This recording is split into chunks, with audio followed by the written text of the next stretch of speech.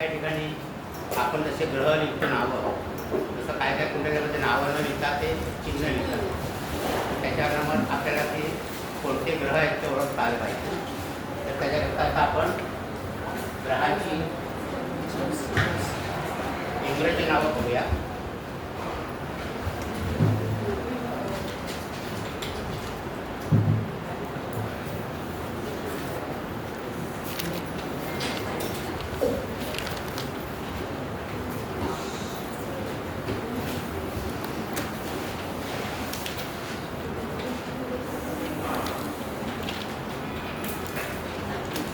आंतरराष्ट्रीय चिन्ह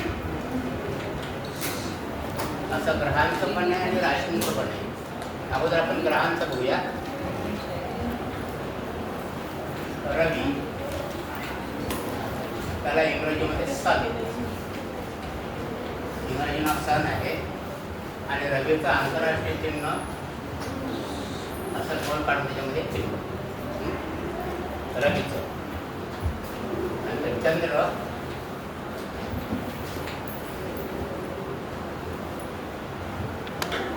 मून म्हणतात आणि त्याचं आंतरराष्ट्रीय चिन्ह अशी चंद्र.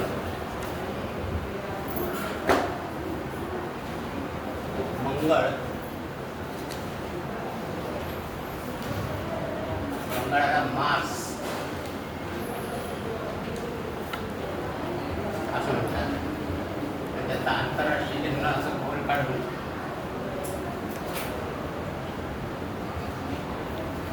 असं मंगळाचा आंतरराष्ट्रीय चिन्ह आहे. बुध,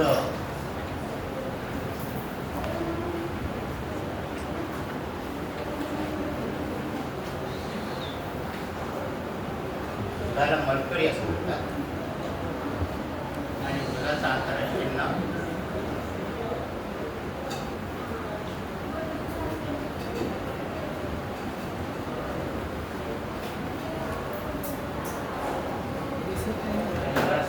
चंद्र आहे.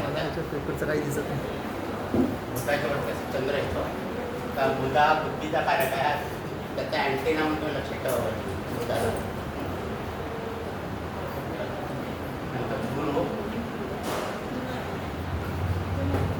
गुरुला ज्युपिटर म्हणतो.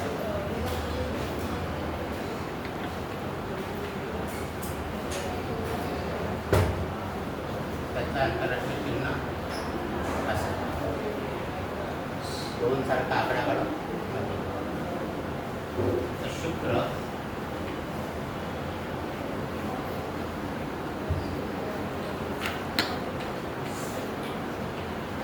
व्हीनस,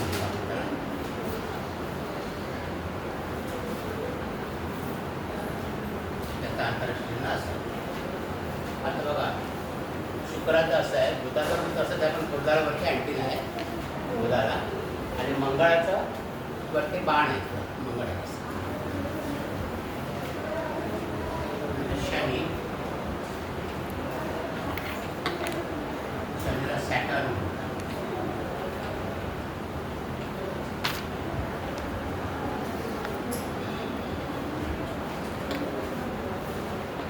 असा एच आहे यांमध्ये. शनी, शनी,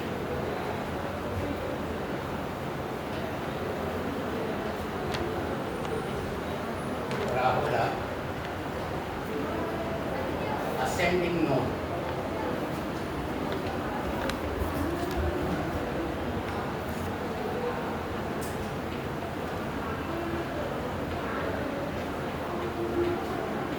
असेंडिंग नोड किंवा ड्रॅगन्स हेड असतो.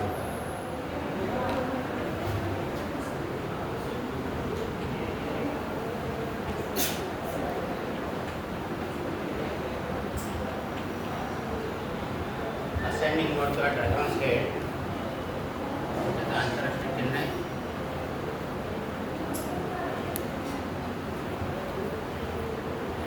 आपण इयरफोन लावतो ते लक्षात घ्या. केतू त्याच्या विरुद्ध आहे. केतूला डिसेंडिंग नोड,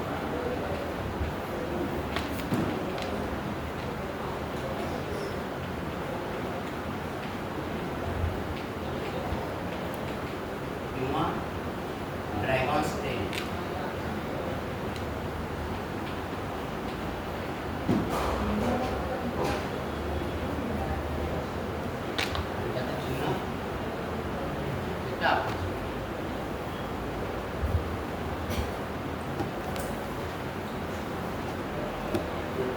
हर्षल इकडे दिसेल ना लिहिलेलं.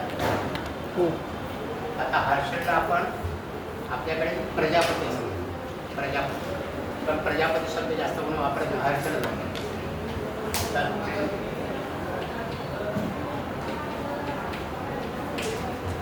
चला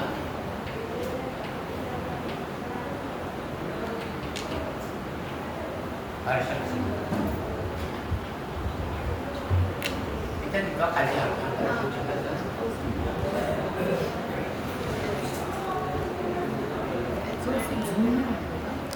होईल. असा आंतरराष्ट्रीय हर्षल प्रजापती. नेपच्यूनला आपल्याकडे वरुण म्हणतो आपण. इंग्रजी नाव आहे नेपच्यून.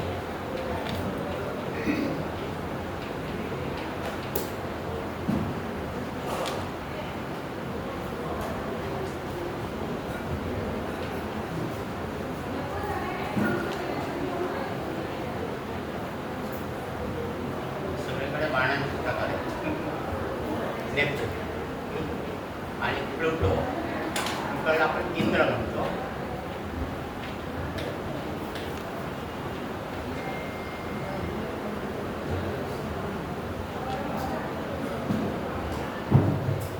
त्याचा आंतरराष्ट्रीय चिन्ह असतो. हा? या.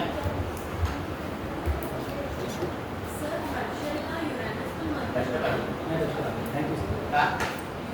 युरेनस पण म्हणतो. युरेनस किंवा हर्षलने शोध लावला जाता. हर्षल सायंटिस्टचं नाव आहे, म्हणजे खगोलशास्त्रज्ञ जो आहे त्याचं नाव हर्षल आहे. त्याने युरेनस म्हणतो आपण त्याला, पण त्याने त्याचंच नाव दिलं त्याला हर्षल. त्याला हर्षल. सर यम कोणाला म्हणतात? हां यम कुठे? यम पण इंद्र, प्रजापती किंवा वरुण किंवा इंद्रला यम म्हणतात. नाही नाही, इंद्र म्हणतो आपण. प्लुटोला इंद्र. प्लुटोला इंद्र म्हणतो.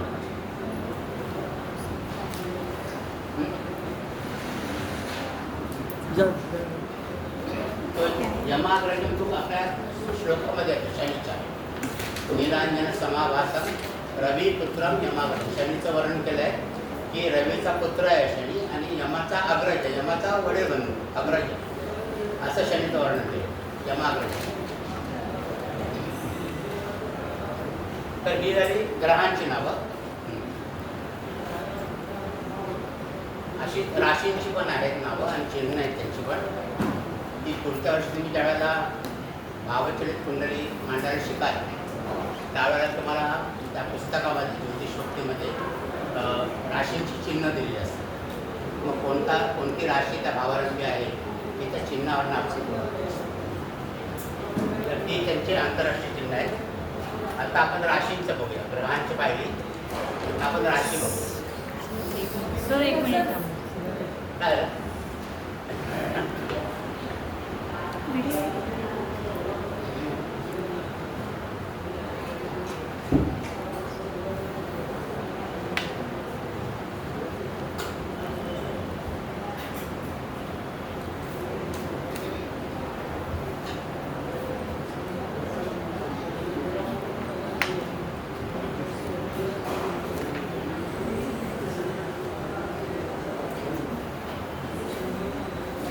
राशी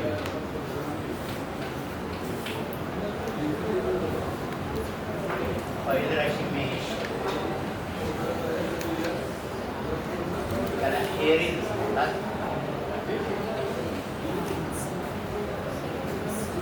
म्हणजे एरीज म्हणतात आणि त्याचा आंतरराष्ट्रीय असा पावण्यात आला. हां गुगलमध्ये बघितलं लोक यम म्हणजे प्लुटो, प्लुटोला यम. आणि सर दिल्ली साईडला ना आणि ज्योतिषच्या मिळाला हां प्लुटोला यम होऊन गेली आहे. प्लुटोला यमच्या आपल्याकडे आपल्या पंचांगामध्ये इंद्र आपण म्हणतो त्याला. प्लुटोला इंद्र म्हणतो. काय काय ठिकाणी म्हणत असतो का आपल्याकडे आपल्या पंचांगाप्रमाणे इंद्र आपण म्हणतो. तर एरीज मेष, मेषच्या नंतर वृषभ,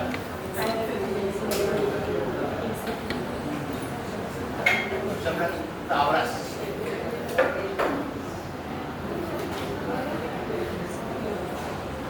इंग्रजी नाव पण माहिती असेल होते कारण ते इंग्रजी पेपरमध्ये असतात टॉरस.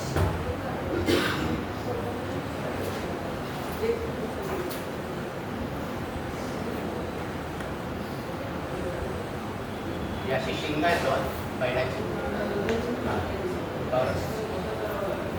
नंतर मिथून,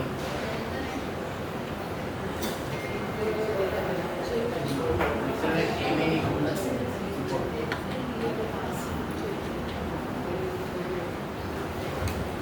चिन्ह असतात जेमिनी.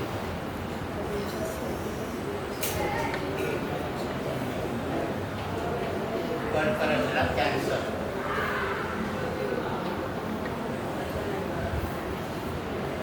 चिन्ह आहे 69.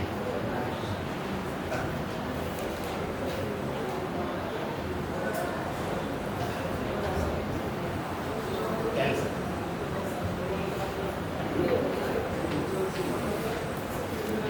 सिंह, लिओ.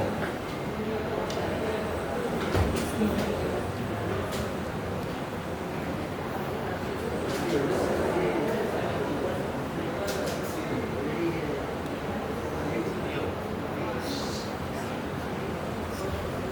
कन्या, वर्गो.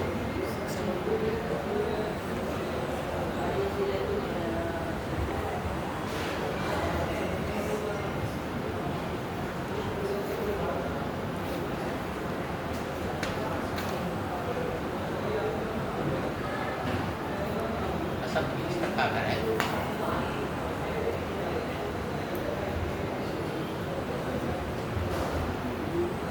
वर्गो. तूळ, लिब्रा.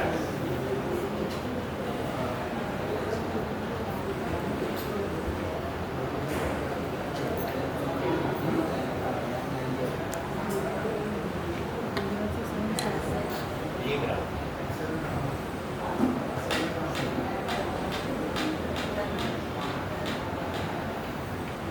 वृश्चिक, स्कॉर्पियो.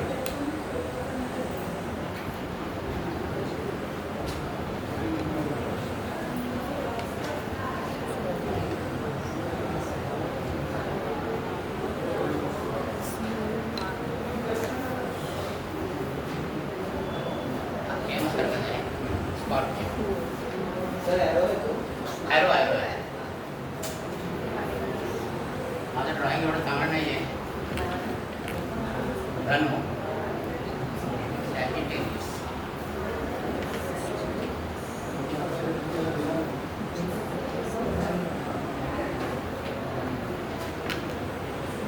धनु, सॅजिटेरियस.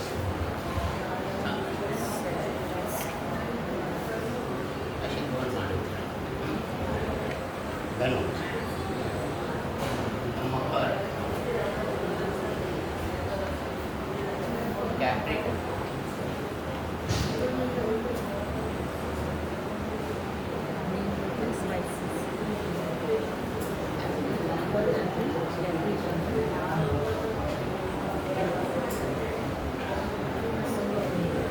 कॅप्रिकॉर्न बी आणि पी असं आहे.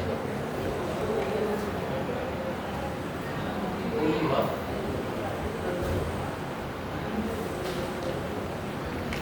ॲक्वेरियस.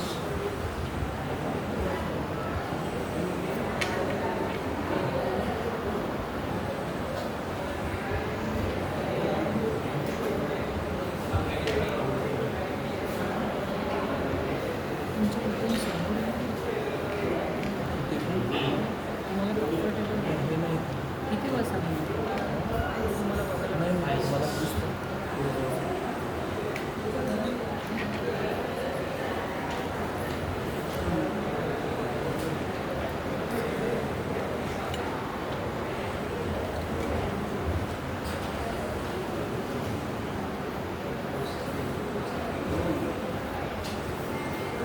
अशी चिन्ह आहेत. राशींची नावं आणि आंतरराशी. हे तुम्हाला पुढच्या वर्षी तुम्हाला हे येतील. यावर्षी काही तुम्हाला त्याचा जास्त विशेष उपयोग करता येणार नाही.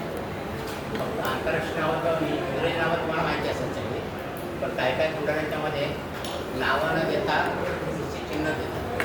त्यावेळेला मग आपला गोंधळ होतो. तो होऊ नये म्हणून आपण ही आंतरराष्ट्रीय चिन्ह ही सगळीकडे कॉमन आहे सगळ्याच्या.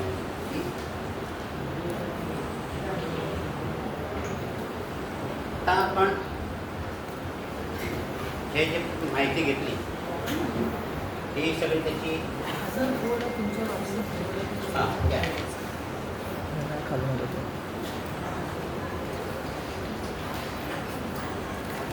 मागच्या वेळेला आपण पंचांगाचं डाव्या बाजूचं पान पाहिलं. आता आजचं पंचांग आपण अगोदर वाचूया. आज एप्रिलची 26 तारीख आहे ना. हे पान नंबर 32 वरती आहे आजचं पंचांग. तिथे शके 1948 पराभव नाम संवत्सर उत्तरायण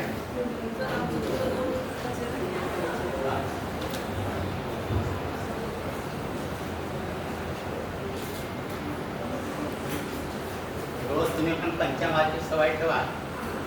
रोजचं पंचांग एकदा सकाळी वाचायचं. रोज काय आहे आणि त्या दिवशी नक्षत्र कोणतं आहे, राशी कोणती आहे, चरण कोणतं आहे, करण कोणतं आहे,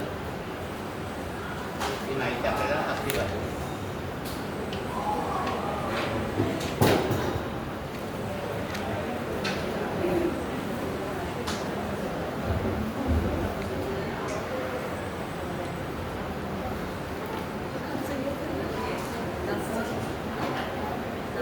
Pisces mean Pisces Pisces Pisces नावेत मारले. आणि त्याचा आंतरराष्ट्रीय चिन्ह राशी. बरोबर. आता आपण पंचांग वाचायला घेऊया. आजचं पान नंबर 32 वरती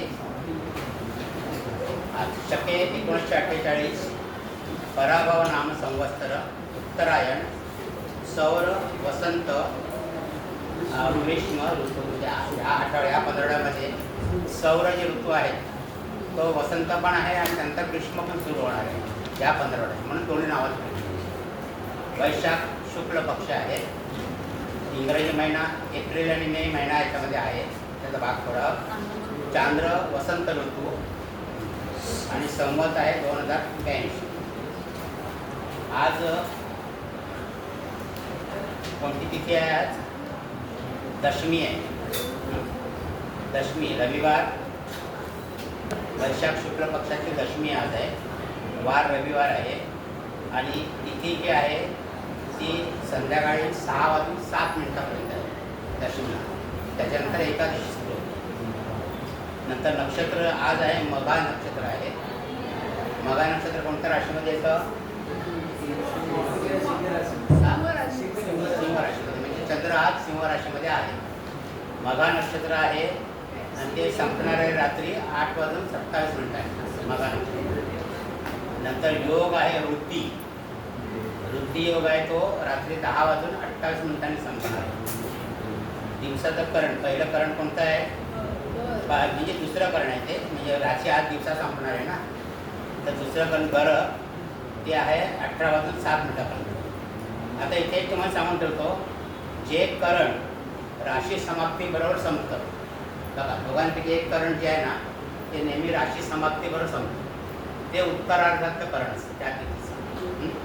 त्या तिथीचं उत्तरार्धातलं करण असतं. आता जर तिथी सूर्योदयाच्या अगोदर संपत असेल तर दिवसाचं जे करण असतं ते तिथी समाप्तीचं करण असतं. आणि रात्री जर तिथी संपत असेल तर रात्रीचं करण जे आहे ते तिथी समाप्त. हा म्हणजे कधी काय कायचा समज होतो की दिवसाचं करण म्हणजे पहिलं करण तिथीचं आहे, रात्रीचं करण म्हणजे दुसरं. तुमचं कार्यनिर्णय पंचांगामध्ये हे कन्फ्युजन आहे. कारण तिथे त्याने पहिलं करण आणि दुसरं करण दिलेलं आहे. त्याच्यामुळे बऱ्याच वेळेला गैरसमज होतो. आत्ता आम्ही सांगितलं आहे कालनिर्णयावरनं की इतर त्रुटी तुमच्या पंचांगात तुम्ही दूर करा. त्या त्याच्या पंचांगामध्ये तिथे पण दिवसाचं करण रात्रीचं करण दिलं असतं. तर दशमी आहे मघा नक्षत्र आहे, वृत्तीकरण आहे, वृत्ती योग आहे, गरकरण तिची समाप्ती परत संपणार आहे 18 वाजून 7 मिनिटांनी. म्हणजे गरकरण हे दुसरं उत्तरार्धाचं करण आहे. आणि नंतर वणी जे करण सुरू होणार आहे ते पहाटे 6 वाजून 8 मिनिटांनी संपणार आहे. पहाटे 8 वाजता. नंतर दिनमान आहे 12 तास आणि 43 मिनिट. म्हणजे आता आपल्याकडे उन्हाळा असल्यामुळे दिनमान मोठं आहे, 12 तास 43 मिनिटात आहे. नंतर रवी उदय जो आहे तो 6 वाजून 15 मिनिटांनी आहे. आणि रवी अस्त आहे तो 18 वाजून 58 मिनिटांनी, म्हणजे सायंकाळी 6 वाजून 58 मिनिटांनी. आज चंद्र आहे सिंह राशीमध्ये. आज यमघंट योग आहे 20 वाजून 27 पर्यंत. आता हे यमघंट योग वगैरे काय आपण शिकणार आहोत. नंतर भद्रा म्हणजे कोणतं करण? विष्टीकरण. विष्टीकरण 30:08 नंतर सांगितलेलं आहे. म्हणजे वनीजीकरण संपल्यानंतर विष्टीकरण ते 30:08च्या नंतर आहे. तर आजचं दिनविशेष इतकंच आहे. हे झालं आपण गेल्या वेळेला काय होतं, डाव्या बाजूला आपण काय का बघतो. म्हणजे शेवटची विशेष कुंडली आहे, दिनविशेष आहे तिथे. नंतर चंद्र नक्षत्र चरण समाप्ती आहे तिथे. म्हणजे प्रत्येक चरणामध्ये चंद्र किती वेळ असणार आहे, चरण समाप्ती केव्हा होणार आहे ते आपण तिथे बघतो. नंतर इथे शुक्ल पक्षाचं पान असेल तर साखरपुड्याचे, डोहाळे जेवणाचे, बारसं, जावळ, गृहप्रवेश त्याचे मुहूर्त त्या महिन्यातील दिलेले असतात. आणि कृष्ण पक्षाचं जर पान असेल तर तिथे काय दिलेलं असतं, संकष्टी चतुर्दशीचे प्रत्येक जिल्ह्याचे मुहूर्त दिले असतात. म्हणजे चंद्रोदय दिले असतात. तर हे 2 बघायचे. तुम्ही तुम्हाला जर बारसं वगैरेचं मुहूर्त पाहिजे असतील, बारशाकरता वगैरे तात्कालिक, तर शुक्ल पक्षाचं पान बघायचं. तिथे असतात त्या महिन्याचे मुहूर्त. आता उजव्या बाजूचं जे पान आहे ना तिथे आपण बघूया. हा उजव्या बाजूचं पान आहे ते आपल्याला जास्त उपयोगात आहे. जे ज्योतिषशास्त्र शिकतात त्यांच्याकरता जास्त उपयोगी आहे. आता वर दिलं आहे बघा, शके 1948 वैशाख शुक्ल पक्ष सोलापूरचे दैनिक लग्न समाप्ती समय. लग्न समाप्ती समय हा शब्द लक्षात ठेवा, समाप्ती समय आहे. ओके. आता तिथे त्या 15 त्यांनी प्रत्येक राशी पूर्व क्षितिजावर किती वाजेपर्यंत उदित असेल हे दिलेली आहे. पण ही कुठली आहे? सोलापूरची आहे. सोलापूरला कोणती राशी पूर्व क्षितिजावरती उदित असेल. आपल्याला जर मुंबईची काढायची असेल तर सोलापूरवरनं मुंबईचा आपल्याला रेखांतर संस्कार करायला लागेल. कारण ही जी पुस्तक आहे ती सोलापूरप्रमाणे असेल. ते तुम्हाला मॅडम शिकवतील रेखांतर संस्कार कसा करायचा. आणि मुंबईचं लग्न असेल तर मुंबईला कोणती राशी उदित असेल किती वाजेपर्यंत ते आपल्याला गणिताने काढता येतं. आता इथे जी सोलापूरचा समय आहे तिथे पहिल्या कॉलममध्ये इंग्रजी तारखा दिलेल्या आहेत बघा, 18, 19, 20 पहिला कॉलम. नंतर प्रत्येक म्हणजे मेष लग्न जे आहे, मेष राशी ही पूर्व क्षितिजावरती 18 तारखेला 7 वाजून 44 मिनिटापर्यंत असणार आहे. 7 वाजून 44 मिनिटापर्यंत. आता आजची तारीख आहे 26 तारीख. आज किती वाजेपर्यंत मेष राशी पूर्व क्षितिजावर उदित असेल सोलापूरला? 7 वाजून 13 मिनिटापर्यंत. त्याच्यानंतर वृषभ राशी किती वाजेपर्यंत उदित असेल? 9 वाजून, म्हणजे 9 वाजून 13 मिनिटाने वृषभ लग्न संपेल सोलापूरला. हे सोलापूरचं सगळं असं प्रत्येक लग्नाचं आहे. आता पहिले इथे 2 कॉलम दिले आहेत, समय प्रातःकाल नंतरचे आणि समय सायंकाळ नंतरचे. समय सायंकाळ नंतरचे बरोबर आहे. आता इथे काय केलेलं आहे त्यांनी लग्न समाप्ती पुस्तकामध्ये, आपण बाकीच्या पुस्तकांमध्ये बाकीचे आपण जे फिगर बघतो पंचांगातले ते 12 जनता 13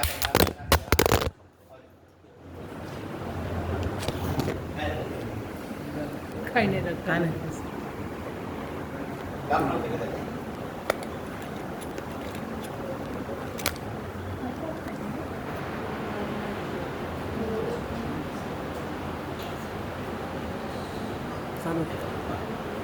तर बाकीच्या ठिकाणी जे आहे वेळ आहे ती 12च्या नंतर 13, 14, 15, 16 असं आपण काउंट करतो.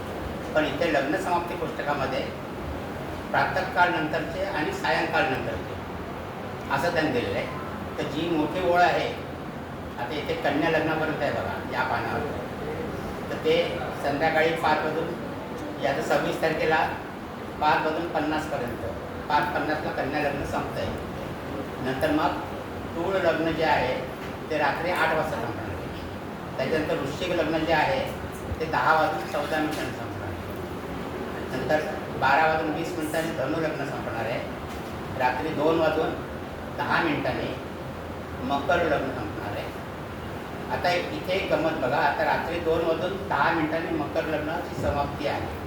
आता ज्या व्यक्तीचा जन्म समजा सोलापूरला बाळ जन्माला आलेला आहे आणि त्याचा 1 वाजता जन्म झालेला आहे, तर त्याच्या जन्माच्या वेळी कोणती राशी होती जसे पूर्व क्षितिजावरती सोलापूरला रात्री 1 वाजता म्हणजे मकर लग्न असेल. पण इंग्रजी तारीख कोणती आहे त्यावेळेला 27 इंग्रजी तारीख 27. मग आपण कुंडली म्हणताना 26 आणि 27 हे दोन्ही तारखे आहेत. म्हणजे 26 उजाडता 27 असं आपण म्हणतो त्याला. म्हणजे रात्री 12च्या नंतरचं जर लग्न होतील असेल, जन्म वेळ असेल. आता तुम्हाला गणित घालताना एका बालकाचा जन्म आज 26 तारीख आहे ना, 26 तारखेला असं रात्री 12च्या नंतर झालं म्हणजे 27 तारीख येणार आहे. पण बघताना तुम्ही 26 तारीखच बघायची, कारण दुसऱ्या दिवशी सूर्योदयापर्यंत ही तारीख असणार. एवढा लक्षात ठेवा, हा फरक लक्षात ठेवा. लग्न समाप्ती बघताना बऱ्याच वेळेला परीक्षेमध्ये तुम्हाला रात्रीची जन्मवेळ देतात आणि तिथे मग कन्फ्युजन होतं की लग्न समाप्ती कोणती आहे. कारण 2 लग्न समाप्तीमध्ये बघा तुम्ही 4 मिनिटाचा फरक आहे 2 दिवसाच्या त्याच्यामध्ये 4-4 मिनिटाचा फरक आहे. आता 26 तारखेला वृश्चिक लग्न 10-14ला संपलेलं आहे आणि इथे 10 वाजून 10 मिनिटांनी संपलेलं आहे 27 तारखेला. प्रत्येक दिवशी लग्नाचा लग्न समाप्ती 4-4 मिनिटांनी कमी होते, 4-4 मिनिटांनी. 26 तारीख रात्री 1 मिनिटानंतर 25 वाजता लागलं पंचायतला. कुठला? 26 तारखेला आपण म्हटलं रात्री 1 नंतर जन्म असं तर 26 तारखेला रात्री 1चा जन्म बघितला तर 25चा बघायला लागेल. रात्री 1 दिवस अगोदर बघायला लागेल. 1 दिवस त्याचे ग्रह स्पष्ट करताना पण वेगळी पद्धत आहे ती तुम्हाला मॅडम शिकवते. त्या दिवसाचे ग्रह स्पष्ट करताना पण वेगळी पद्धत आहे ती तुम्हाला मॅडम. तर हा इथे फरक लक्षात ठेवा.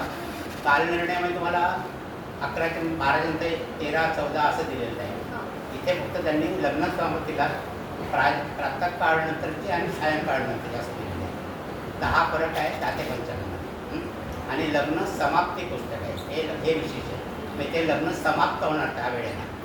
मग ते लग्न सुरू कधी होणार ते त्याच्या अगोदरचं लग्न ज्यावेळेला संपतं त्यावेळेला हे लग्न सुरू होणार. आता इथे आज मकर लग्न बघा वर दिलं आहे. मकर लग्न 2 वाजून 10 मिनिटापर्यंत आहे.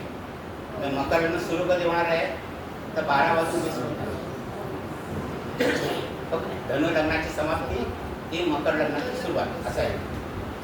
तर एक पुस्तक आपल्याला तुम्हाला गणिताला नेहमी उपयोगी पडणार आहे सोलापूरचं. सुरुवातीला तुम्ही सगळी लग्न समाप्ती सोलापूरचीच करणार आहे आणि नंतर मग तिकडनं मग म्हणजे मीनाक्षी भडक सगळ्या बालकांचे जन्म तिथे सोलापूरच्या हॉस्पिटलमध्ये देणार आहे. आणि नंतर मग ते एकदा पक्क झालं सोलापूरचं कशी कुंडली मांडायची की मग त्या मुंबई पुणा असं या ठिकाणी तुम्हाला शिकवतील लग्न समाप्ती. त्याच्यानंतर खाली जे पुस्तक आहे ते आहे सकाळी 5:30चे दैनिक ग्रह. 5:30चे दैनिक ग्रह आणि चंद्रक्रांती दिलेली आहे तिथे. ती तुम्हाला आत्ता यावेळेला उपयोगी नाही, पुढच्या वर्षी या वर्षी त्याचा काय उपयोग नाही. तर प्रत्येक ग्रह जो आहे तो सकाळी 5:30ला त्याची पोझिशन दिलेली आहे प्रत्येक ग्रहाची. आता आज 26 तारीख आहे बघा. रवी दिला आहे 00, 11, 33, 30 म्हणजे रवी आज मेष राशीमध्ये सकाळी 5:30ला 11° 33 कला आणि 30 कला वरती आहे रवी.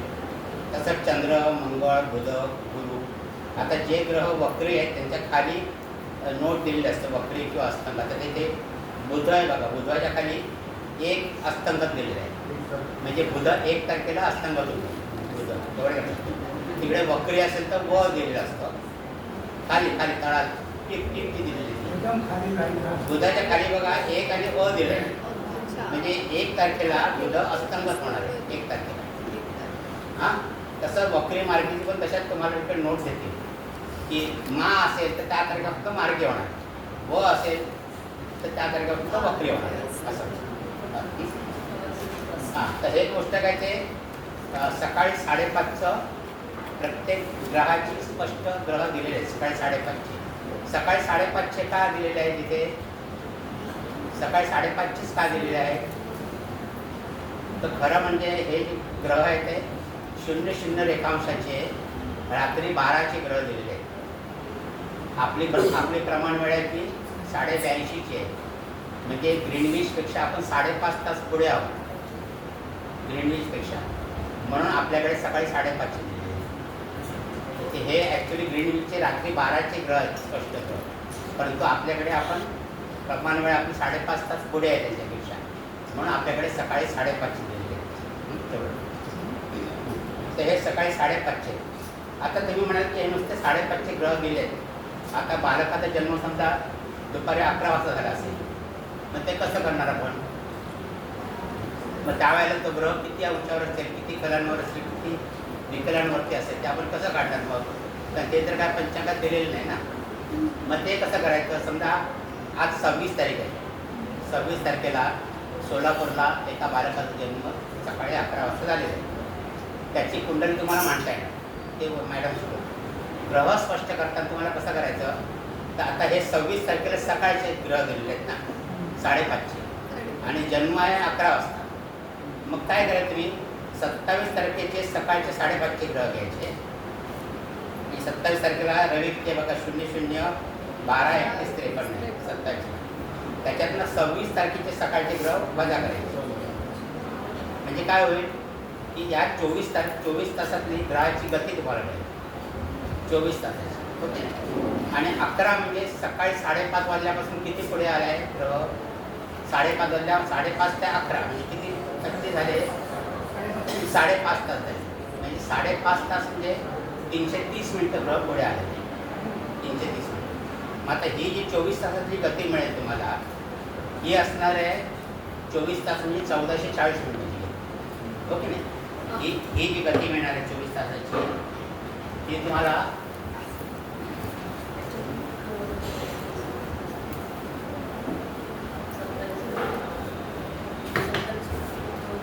ती 24 तासाची गती जी आहे ती 1440 मिनिटांची असणार तुम्हाला, ओके नाही? आणि आपला जन्म झाला आहे 11 वाजता सकाळी. म्हणजे 5:30 वाजल्यापासून आपण 5.5 तास पुढे आलेलो, ओके नाही? 5.5 नंतर म्हणजे 330 मिनटं. 5 तास म्हणजे 300 मिनटं आणि 5.5 तास म्हणजे 330 मिनटं. आणि सकाळी 11 म्हणजे 330 मिनटं, एवढे दोन आपल्याला मिळाले. मग आता 24 तासाची जी गती जी आहे तर 1440 मिनटाला जितकी 24 तासाची गती येईल त्याच्या आपण अंश कला विकला काय असेल तर त्या आपल्याला विकला करून टाकायचं, किंवा कला असेल तर कला करून टाकायचं सगळ्या. तर समजा एक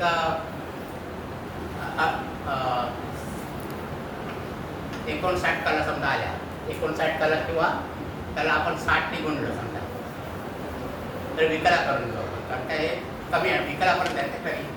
रवी विकलनपर्यंत दिलेलं आहे ना रवी. 6 9 54 आणि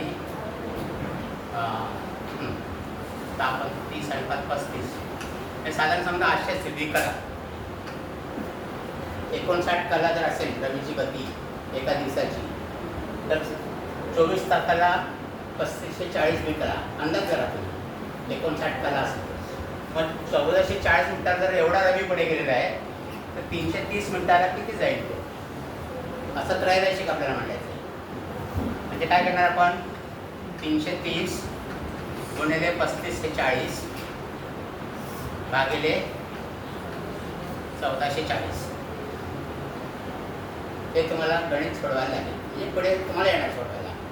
हे तुम्हाला सोडवल्यानंतर म्हणजे 11 वाजेपर्यंत समजा काहीतरी 360 कला जवळजवळ गेला पुढे रवी. 360 अंदाज धरू आपण, 360 कला झाला. 330 11 वाजेपर्यंत 360 कला पुढे गेलेला आहे. 360 कला म्हणजे किती विकला, म्हणजे किती कला? 60 विकला म्हणजे 1 कला. मग 360 विकला म्हणजे किती कला होणार? 6 कला होणार. 6 कला. मग ते 6 कलांचं जे उत्तर आहे, 6 कला किंवा विकला काय येईल ते 26% 5.5 ग्रह आहेत त्याच्यामध्ये मिळवायचे. म्हणजे तुम्हाला 11 वाजताचे स्पष्ट ग्रह मिळतील.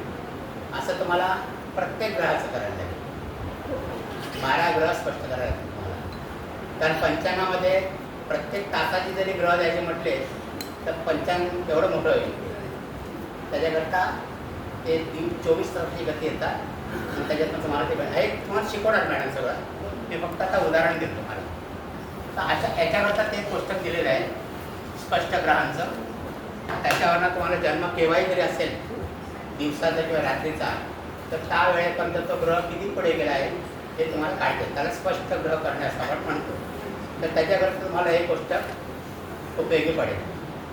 हां, हे गोष्ट. आता त्याच्यावर उजव्या बाजूला वरती दिलेलं आहे बघा, तारीख, ग्रह, नक्षत्र, चरण, प्रवेश वेळ, नवांश राशी आणि क्रांती.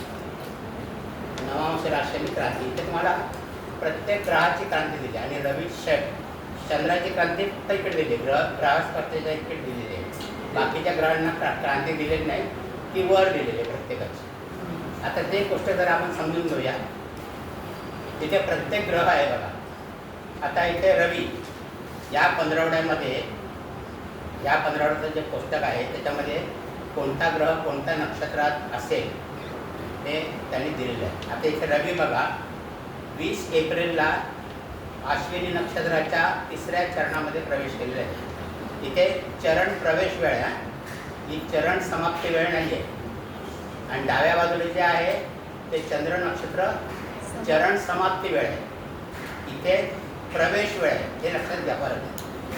हां, बाकीच्या ग्रहांचा प्रवेश वेळ आहे. तर इथे अश्विनी नक्षत्रामध्ये 3ऱ्या चरणामध्ये रवी 29 एप्रिलला 20 एप्रिलला रवी अश्विनी नक्षत्राच्या 3ऱ्या चरणामध्ये रात्री 29:04 म्हणजे किती 5:04 पहाटे प्रवेश करणार आहे अश्विनी नक्षत्रामध्ये.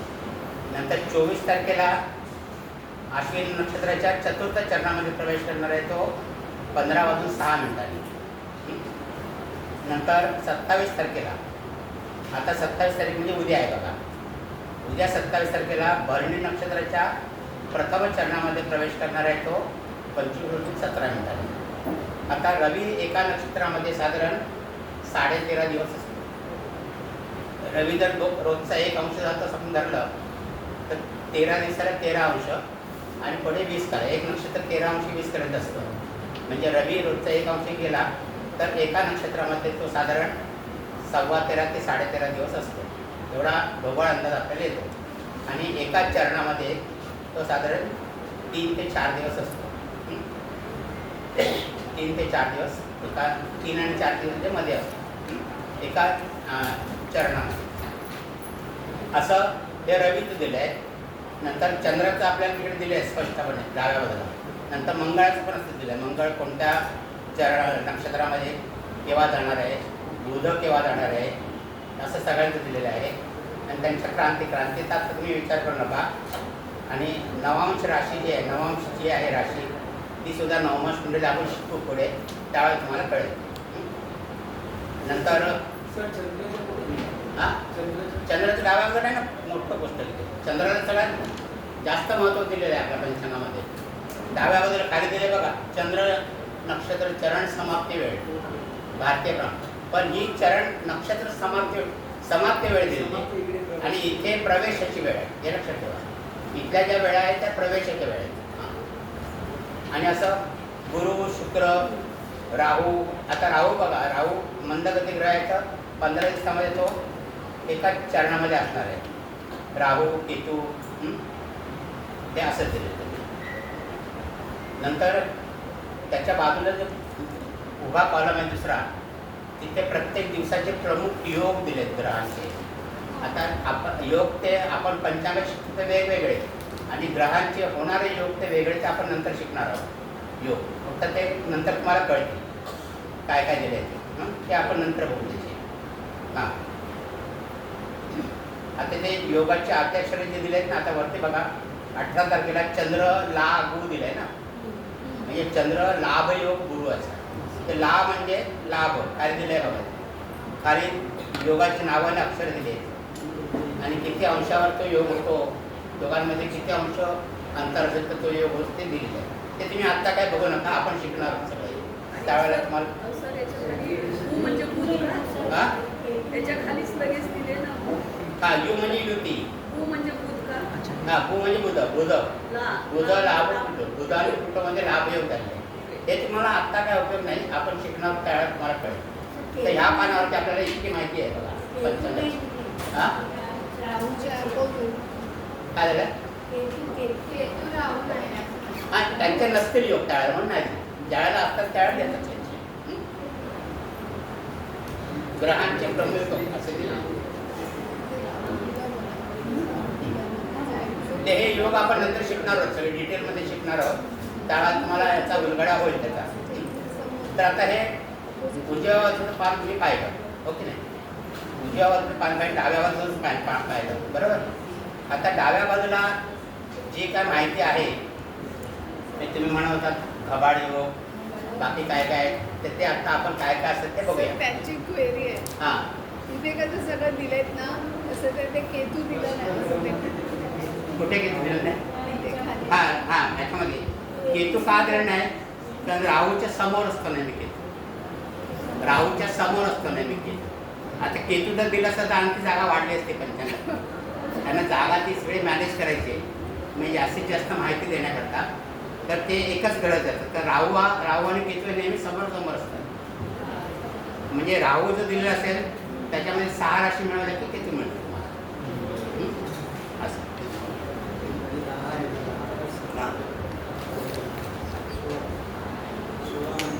6 राशी मिळवल्या की केतू मिळतो. बरं, कोकणात ते किती लोक आहेत इकडे? जास्त करून कोकणामध्ये गौरीचा ववसा असतो माहिती आहे? जास्त करून कोकणामध्ये गौरीचा ववसा. ते म्हणजे गणपतीच्या वेळेला सगळं विचारतात त्यावेळेला ववसा आहे की नाही, ववसा आहे की नाही. मग तो कसं सांगत आहे यावर्षी गौरीचा ववसा आहे की नाही? कारण जास्त करून जे नवविवाहित असतात त्यांना त्याचं जास्त महत्त्व असतं गौरीचा ववसा. तर यावर्षी गौरीचा ववसा आहे का विचारतात. तर गौरीचा ववसा कधी असतो? तर ज्यावेळेला गौरी येतात, गौरी आगमन,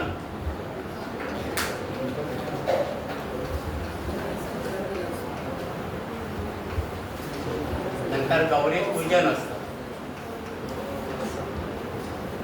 गौरी पूजन आणि नंतर गौरी विसर्जन, असे 3 दिवस असतात ना गौरी. हे आता हे जे विसर्जन असतं ना ते नेहमी मूळ नक्षत्र असतं. हां, मूळ नक्षत्र. हां, आणि आगमन जे होतं ते कोणत्या नक्षत्र होतं? अनुराधा. आगमन अनुराधा नक्षत्रावर होतं, म्हणजे चंद्र नक्षत्र अनुराधा. गौरी पूजन ज्येष्ठा नक्षत्रावरती आणि विसर्जन मूळ नक्षत्र. म्हणून ज्येष्ठा गौरी पूजन असं आपण म्हणतो ना, ज्येष्ठा गौरी पूजन. तर गौरी आगमन अनुराधा नक्षत्रावर होतं, पूजन ज्येष्ठा नक्षत्रावर होतं आणि गौरी विसर्जन मूळ नक्षत्रावर होतं. आता ही झाली चंद्र नक्षत्र. आता गौरीचा ववसा आहे की नाही? तर गौरी आगमन पूजन आणि विसर्जन ज्यावेळी होतं त्यावेळी सूर्य हा पूर्वा फाल्गुनी नक्षत्रात असला पाहिजे.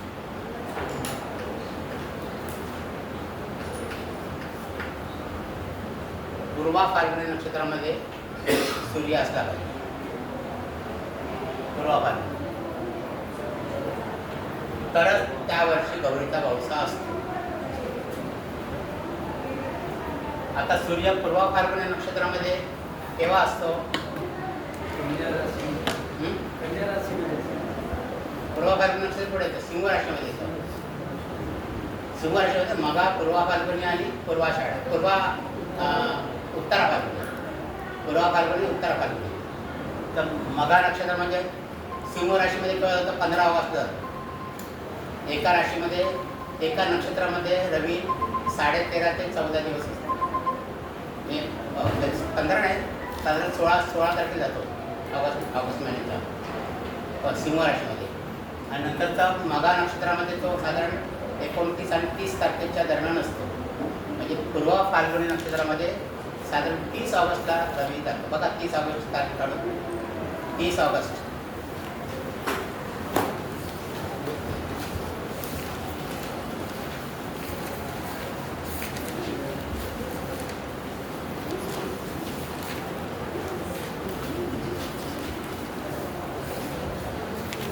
आता कुठे बघणार तुम्ही? पान नंबर 51 आहे.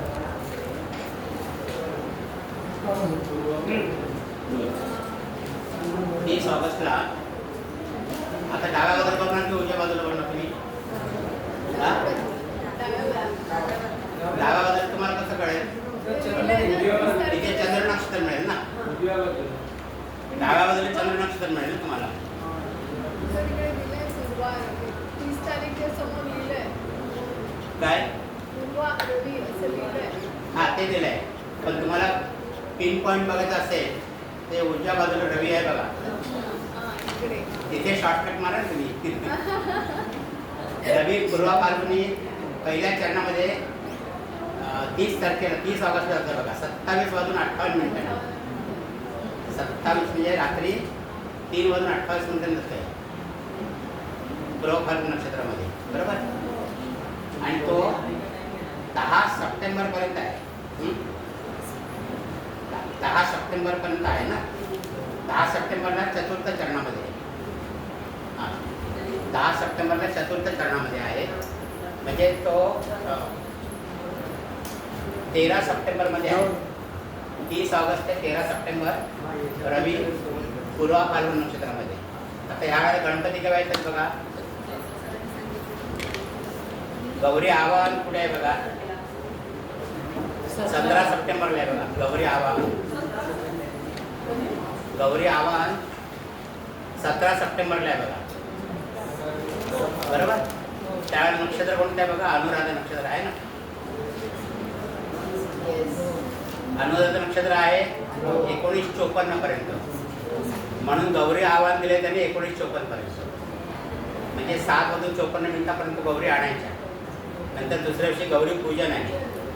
म्हणजे तिथे ज्येष्ठा नक्षत्र आहे आणि मूळ नक्षत्रावरती, मूळ नक्षत्र 25-43 पर्यंत आहे. म्हणून गौरी विसर्जन दिवसभर दिलेले आहे. जर मूळ नक्षत्र अगोदर संपलं असतं तर अमुक वाजेपर्यंतच गौरी विसर्जनाचं दिलेलं असतं. म्हणजे अनुराधा, ज्येष्ठा आणि मूळ ही 3 नक्षत्र गौरी आवाहन, गौरी पूजन आणि गौरी विसर्जन. आता या वेळेला रवी पूर्व फाल्गुन नक्षत्रामध्ये आहे का? तर नाही आहे बघा ना. तो 13 सप्टेंबरपर्यंतच आहे तो पूर्व फाल्गुन. 13 सप्टेंबरला उत्तरा फाल्गुन नक्षत्रात आहे. रवी उत्तरा फाल्गुन नक्षत्रात आहे ना. 13 सप्टेंबरला उत्तरा फाल्गुन म्हणजे रवी पूर्व फाल्गुन नक्षत्रात नाही आहे. म्हणजे यावर्षी गौरीचा वौसा नाही आहे. यावर्षी गौरीचा वौसा नाही. हा, पूर्व फाल्गुन नक्षत्रात असेल तर गौरीचा वौसा असतो. यावेळेला पूर्व फाल्गुन नक्षत्रात नाही आहे, तो उत्तरा फाल्गुन नक्षत्रामध्ये त्यावेळेला गौरी. हां हां वौसा म्हणजे जे नवविवाहित असतात त्यांना गौरीचा सण तो मोठा असतो पहिल्या वर्षीचा. म्हणजे नवविवाहित आणि सगळ्यात विवाहित स्त्रियांना तो मानाचा किंवा याचा महत्त्वाचा सण आहे. तर गौरीचे वौसा करतात. गौरीचे पूजन जे असतं, गौरीचा वौसा त्याला म्हणतात. तर तो मोठा एक सोहळा असतो. आणि नवविवाहित असेल तर जास्त मोठा सोहळा असतो. आणि बाकीच्या पण सगळ्या माहेरवासी त्यावेळेला एकत्र येतात गौरीचे ते खेळ असतात, त्यांचे बोलले बिडले करतात, खेळतात ते. तर असं तर वौसा म्हणजे पूजन करायचे की नाही नवविवाहितेने, त्याच्याकरता गौरीचा वौसा आहे की नाही, त्यावेळेला गौरीचा वौसा नाही आहे. म्हणजे या वर्षी ज्यांचे लग्न होतील त्यांना पुढच्या वर्षी गौरीचा वौसा मिळेल, या वर्षी मिळेल. हां सांगतात, तो पण काय सांगतो त्याच्यामागचं लॉजिक काय आहे, तर रवीचं भ्रमण फिक्स असतं. रवीचं भ्रमण फिक्स असतं म्हणजे बहुतेक 30 ऑगस्टला रवी पूर्व फाल्गुन नक्षत्रामध्ये असतो. 30 ऑगस्ट ते 12-13 सप्टेंबरपर्यंत असतो. जनरली दरवर्षी गणपती पण याच सीझनमध्ये येतात, म्हणजे याच पिरियडमध्ये येतात. ज्या वेळेला गणपती लांबले का, गणपती म्हणजे गणपतीचं आव्हान लांबलं का आगमन, तर यावेळेला अधिक महिना आहे, ज्येष्ठ महिना अधिक आहे ना, त्याच्यामुळे तिथीचं गणित जरा पुढे गेलं सगळं. त्यामुळे गणेश चतुर्थी जी आहे भाद्रपद शुक्ल महिन्याची पुढे गेली. भाद्रपद महिना इंग्रजी महिन्याचा जो होता काळ तो पुढे गेलेला आहे. म्हणजे यावेळेला गणपती उशिरा येणार, आपण म्हणतो गणपती उशिरा आहे त्यावेळेला, पुढच्या वर्षी लवकर येणार असं. तर तो काळ म्हणजे रवीचं तर फिक्स आहे, पूर्व फाल्गुन नक्षत्राचं भ्रमण 30 ऑगस्ट ते 13 सप्टेंबर फिक्स असतं रवीचं. फक्त या ज्या तिथी आहेत आपल्या यावेळेला अधिक महिना आल्यामुळे त्या तिथी पुढे मागे झालेले आहेत अधिक महिना. त्याच्यामुळे दर 3 वर्षांनी किंवा 3.5 वर्षांनी गौरीचा वौसा नसतो.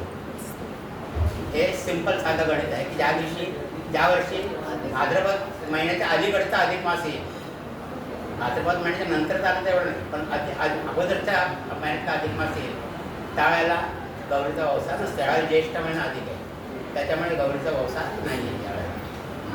तर आता तुम्हाला जर कोणी विचारलं यावर्षी गौरीचा वौसा आहे का, तर त्याचं कारण हे आहे.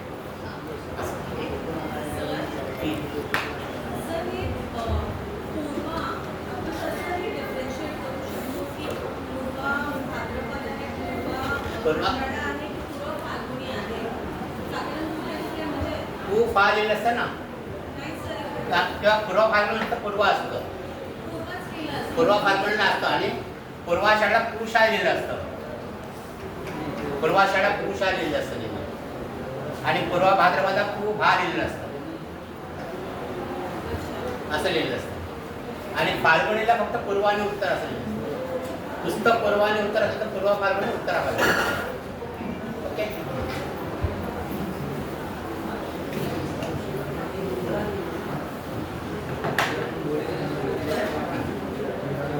आता आपल्याला पंचांगामध्ये जे दिनविषय दिले असतं, जमगंड योग, दत्त योग, अमृतसिद्धी योग, तर हे कोणत्या म्हणजे तिथी वार आणि नक्षत्र याच्यावरती अवलंबून आहे. तर ते योग कसे येतात त्यात आपण बघूया.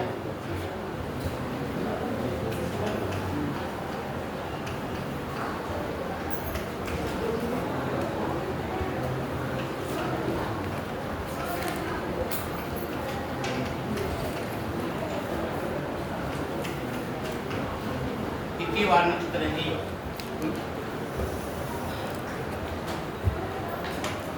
पहिला आपण वाराचा पाठ करूया. वार, नंतर दत्त योग, मी 50 वाक्यात ना, मी आता योग लिहित नाही, नुसतं दत्त लिहितोय. नंतर मृत्यू योग,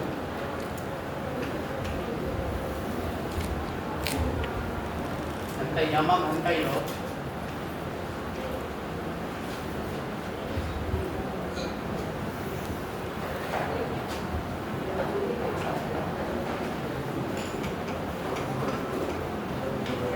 अमृतसिद्धी योग. अमृतसिद्धी योग इतक्या योगाची तुम्हाला माहिती पंचांगामध्ये असतं. दत्त योग कधी आहे, मृत्यू योग कधी आहे.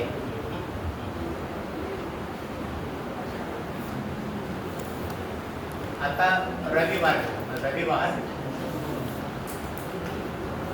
वार महत्वाचा आहे. रविवारी जर द्वादशी असेल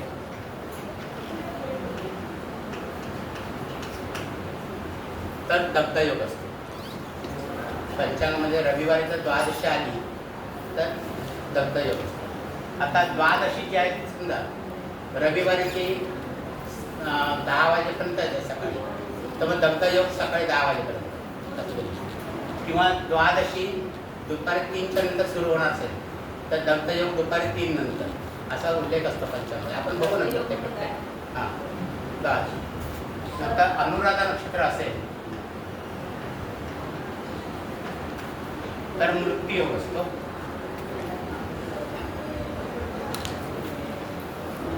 मघा नक्षत्र असेल रविवारी तर यमघंट योग. आज मघा नक्षत्र आहे ना, आज मघा नक्षत्र, आज यमघंट योग दिला असेल बघा. आहे का बघा? हा हे अशुभ योग आहे. हे जन्मवेळी जर असले दग्धयोग वगैरे तर ते अशुभ समजले. हा दग्धयोग म्हणजे दग्ध म्हणजे काय? अशुभ दग्ध म्हणजे काय? जास्त उष्णता निर्माण करणारे. मृत्यूयोग म्हणजे हा रविवारी जर द्वादशी आली तर दग्धयोग असतो. रविवारी जर अनुराधा नक्षत्र असेल तर मृत्यूयोग. रविवारी जर मघा नक्षत्र असेल तर यमघंट योग. आज मघा योग, आज मघा नक्षत्र आहे बघा, चंद्र मघा नक्षत्रात आहे ना, आज दिलाय का यमघंट योग? हां किती वाजेपर्यंत दिला आहे? म्हणजे 20:27ला मघा नक्षत्र संपत आहे बघा. 20:27ला मघा नक्षत्र संपत आहे म्हणून तोपर्यंत यमघंट योग आहे. नंतर रविवारी जर हस्त नक्षत्र आलं तर अमृत सिद्धी योग. आता याच्यामध्ये हाच योग शुभ आहे, बाकी तिन्ही योग अशुभ आहे.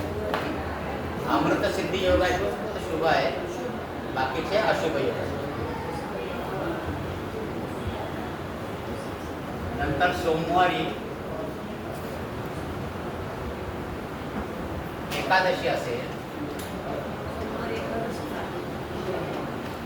तर दग्धयोग असतो. उत्तर आषाढ नक्षत्र असेल तर मृत्यूयोग असतो. विशाखा नक्षत्र असेल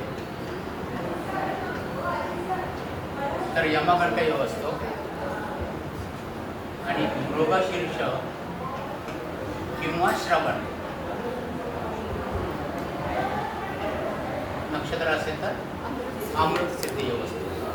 म्हणजे सोमवारी जर मृगशीर्ष नक्षत्र आलं किंवा श्रवण नक्षत्र आलं तर अमृत सिद्धी योग असतो. नंतर मंगळवार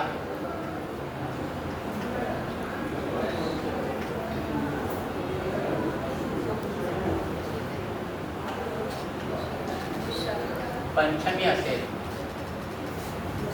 आता बघा दग्धयोग जो आहे तो वार आणि तिथी त्याच्यावर अवलंबून आहे, आणि बाकीचे योग जे आहेत ते वार आणि नक्षत्र त्याच्यावर अवलंबून. एवढं लक्षात. मंगळवारी पंचमी असेल तर दग्धयोग. शततारका नक्षत्र असेल तर मृत्यूयोग. आर्द्रा नक्षत्र असेल तर यमघंट योग. आणि अश्विनी नक्षत्र असेल तर अमृत सिद्धी योग. पण हा अमृत सिद्धी योग आहे तो गृहप्रवेशाला वर्ज्य आहे. जरी शुभयोग असला तरी गृहप्रवेशाला वर्ज्य.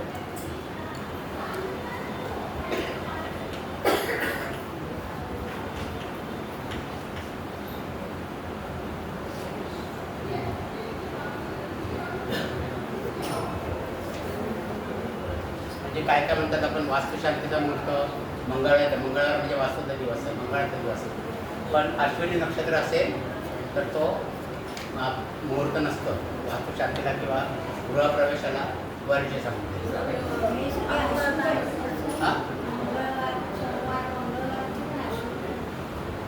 सोमवारी मृग नक्षत्र किंवा श्रवण नक्षत्र शुभयोग.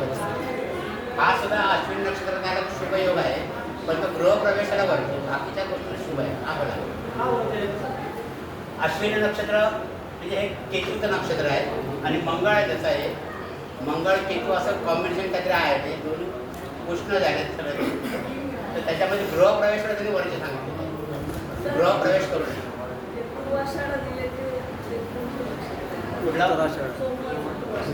कुठला उत्तराषाढ पूर्वाषाढ उत्तराषाढ हा उत्तराषाढ मृत्यू योग आहे उद्या एकादशी आहे, आपलं हा उद्या एकादशी हा दत्तयोग दाखवलं आहे. आणि पुढे उद्या सोमवारी एकादशी आहे ना मग दग्ध योग असेल ना उद्या बघा आणि पुढे 15 लिहिले पूर्ण भद्रा म्हणजे विष्टीकरण भद्रा म्हणजे विष्टीकरण आज विशाखाला होत आहे सर सोमवार विशाखा यमगंठ योग आहे ना तुम्ही वरती कॉलममध्ये लिहिलं नाही का कोणते योग आहेत ते हा वरती लिहिलं आहे ना तेच योग देतो आपण तिथे ते पाठच नाही नंतर बुधवारी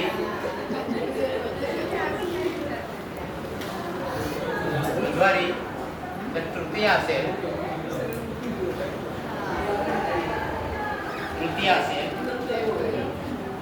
तर दग्ध योग असतो अश्विनी नक्षत्र असेल तर मृत्यू योग असतो मूळ नक्षत्र असेल तर यमगंठ योग असतो यम येऊन घेऊन जात नाही आणि अनुराधा नक्षत्र असेल पण मृत्यू आला तिथे घेऊन जाणार तर अमृत सिद्धी योग असतो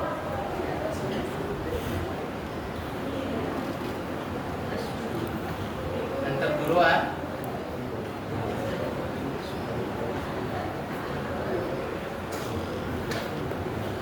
षष्ठी असेल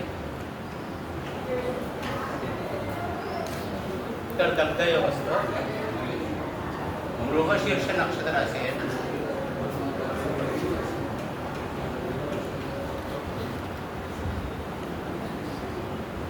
मृगशीर्ष नक्षत्र असेल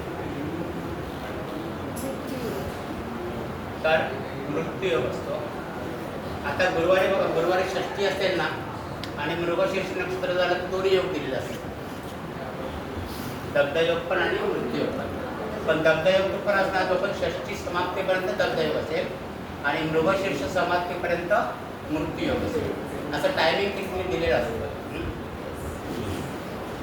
नंतर कृत्तिका नक्षत्र असेल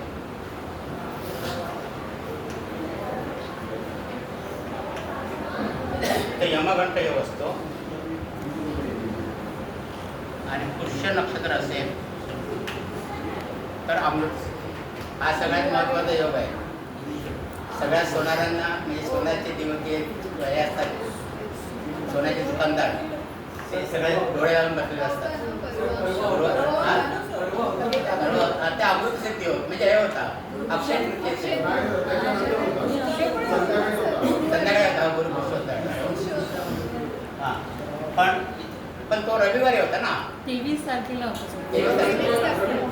गुरुपुष्य ज्यावेळेला येतं त्यावेळेला सगळे जाहिरात करतात जसे गणपतीच्या मंदिरामध्ये अंगारिका असेल ते जास्त मोठा उत्सव असतो तसं सोनारांना हा मोठा उत्सव असतो गुरुपुष्य तर यावेळेला सगळे सोने खरेदी करतात का करतात सोनं खरेदी या दिवशी का करतात सोनं मुहूर्त खरेदी असतो म्हणून. भरभराट होते ना भरभराट पण हा जर योग जो आहे तो सोनं खरेदीला अतिशय शुभ आहे पण एका गोष्टीला अशुभ आहे कोणत्या गोष्टीला विवाहाला अशुभ आहे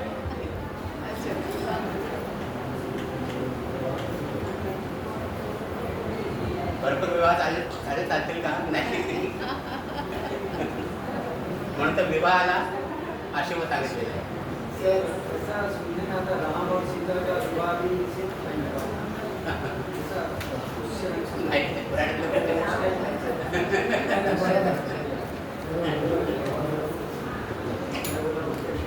म्हणून तर विवाहाला निषिद्ध सांगितलेलं आहे विवाह करता गुरुपुष्य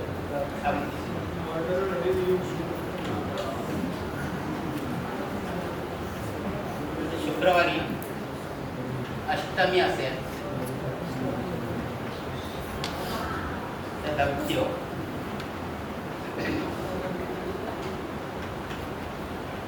आश्लेषा नक्षत्र असेल तर मृत्यू योग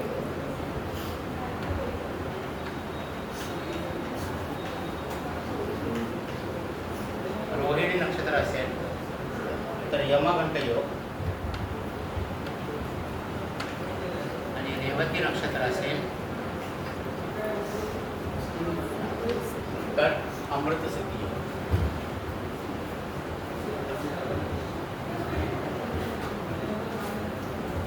शनिवारी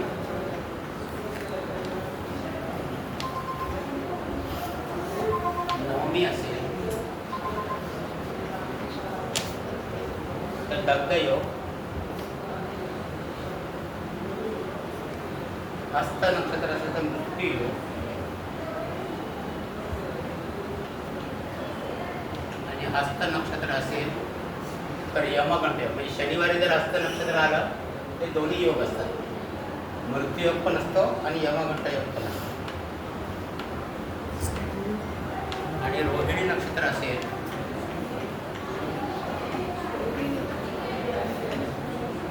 तर अमृत सिद्धी योग. परंतु हा योग जो आहे हा प्रयाणाला निषिद्ध, बाहेरगावी जायला प्रयाणाला वर्ज्य.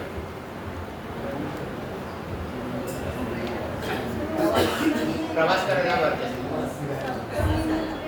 हा सप्तमी काय, सप्तमी तिथे ना नाही, सप्तमीला कुठलाच म्हणजे दग्धयोग कुठल्या तिथे नाही, सप्तमीला नाही आहे. ज्या तिथे असेल त्या वाराला असतील तरच.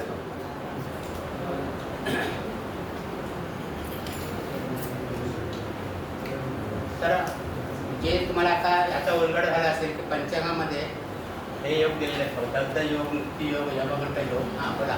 हे योग सगळ्या राशींच्या लोक लागू असतात की काही विशिष्ट राशीच्या लोकांना? नाही नाही नाही नाही, हे जे त्या दिवसाचे त्या जन्म होईल ना बालकांचा त्यांच्याकरता ते अशुभ आहे.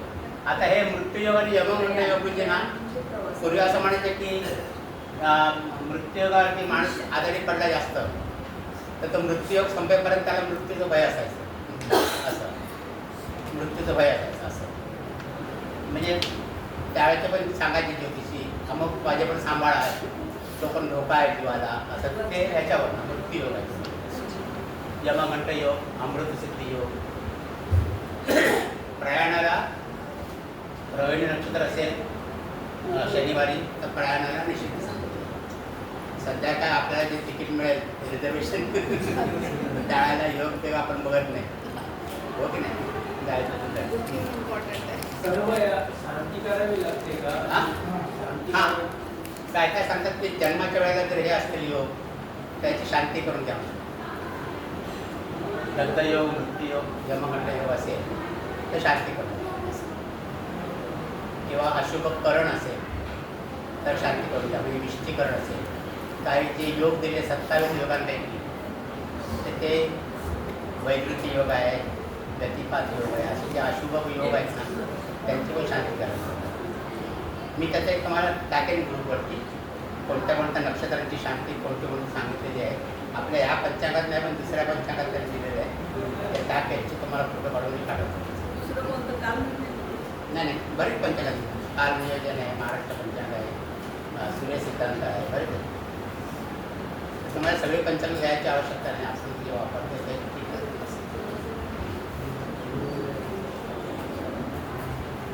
तर आता ही माहिती तुम्हाला पंचांगामध्ये आता मिळेल, ही माहिती तुम्हाला कळेल. पंचांगामध्ये वाचल्यानंतर हे योग कधी कधी आलेले आहेत ते तुम्ही व्हेरीफाय करू शकता. आज कोणता वार आहे, कोणती तिथी आहे किंवा कोणतं नक्षत्र आहे त्याच्यावरनं त्याचे योग पंचांगात दिलेले असतात. पंचांगामध्ये आणखी सुद्धा बरीच माहिती दिलेली असते. त्याच्यामध्ये तिथी वासर मी तुम्हाला म्हटलं आहे, म्हणजे एकादशीचा उपवास असतो तो दुसऱ्या दिवशी तिथीच्या 1/4 एक तिथी पूर्ण झाल्यानंतर सोडायचं असतं, मग त्याला तिथी वासर असं म्हणतो. तर ते पंचांगामध्ये दिलेलं असतं तिथी वासर कधी आहे, त्याच्यानंतर तो एकादशीचा उपवास आपल्याला सोडायचा असतो. नंतर करी दिन असतात पंचांगामध्ये, करी दिन हे पुसवा तुम्ही.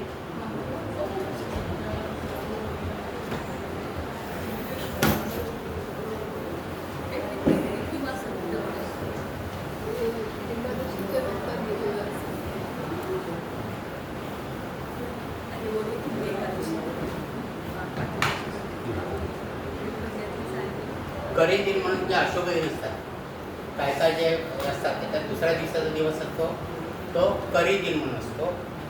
तर ते करी दिन कुठले?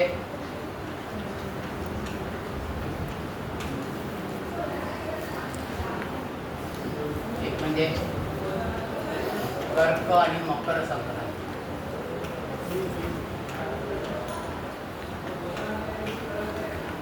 मकर संक्रांत म्हणजे रवीचा कर्क राशीतला प्रवेश आणि मकर राशीतला प्रवेश. आता मकर राशीमध्ये आपल्याला माहिती आहे मकर संक्रांत म्हणजे 14 जानेवारीला असतो मकर संक्रांत. त्याच्यानंतरचा दिवस जो असतो त्याला करी दिन म्हणतात. पंचांगामध्ये एखादी करी तो अशुभ असतो. कर्क संक्रांत आणि मकर संक्रांत. कर्क संक्रांत. आता ह्या दोन संक्रांती का महत्त्वाच्या आहेत?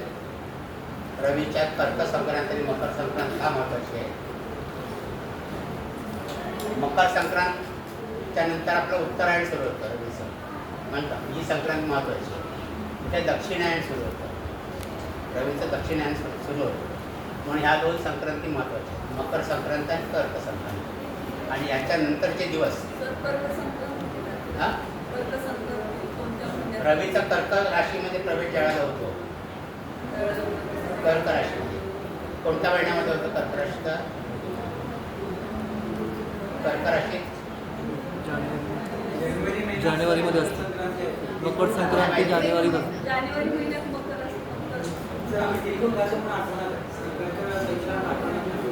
तुम्हाला सांगितलं नाही कोष्टक? नाही. कोष्टक नाही शिकलो आपण. ठीक आहे, थोडं हे होईल.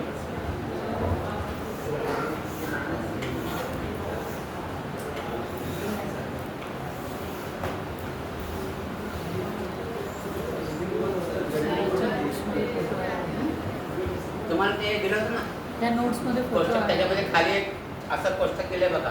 रवीचा राशी प्रवेश. रवींद्र राजभाऊ दिलंय. रवीचा राशी प्रवेश. हो.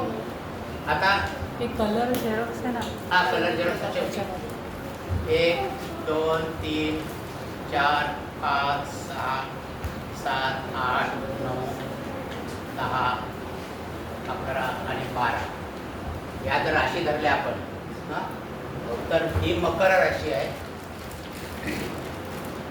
त्या जानेवारी महिन्यामध्ये रवी जातो. जानेवारीच्या 14 तारखेला. मग इथे फेब्रुवारी. इथे पण 14 तारीख आहे. इथे मार्च. इथे पण 14 तारीख आहे. हां इथे एप्रिल. इथे पण 14 तारीख आहे. इथे मे 14. मे पण मला वाटतं 14 आहे ना. 14 तारीख. हां आणि इथे तिथून फरक पडतो. 15 जून. जून 15. 15 ना. हो. इथे जुलै 15. जुलै. हां नंतर इथे 17 ऑगस्ट.